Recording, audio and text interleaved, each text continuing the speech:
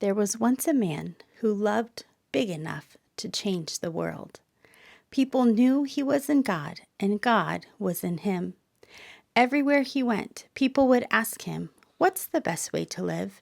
Jesus would answer, "Love God, love yourself, love everyone else." Now, there were some people who didn't like what Jesus was teaching.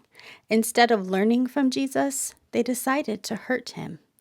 This is the hard part of the story, but this is not the end of the story.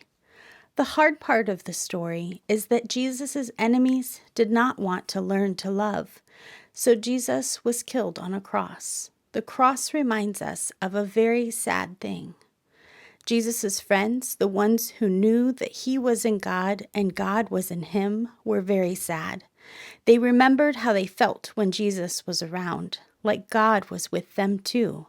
Their hearts were broken. Jesus' friends put him in a tomb, which was like a cave, and they used a big stone for the door. Then they took some time to cry and try to fix their broken hearts.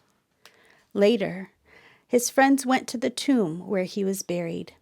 When they got there, they discovered that the huge stone that had been blocking the entrance was out of the way.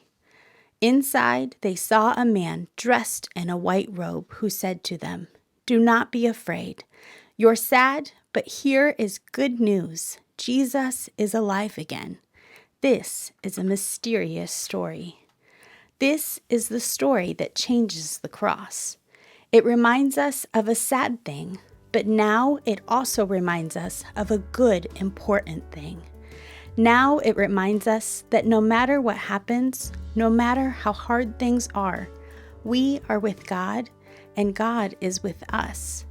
Now it reminds us that with Jesus, we can love big enough to change the world.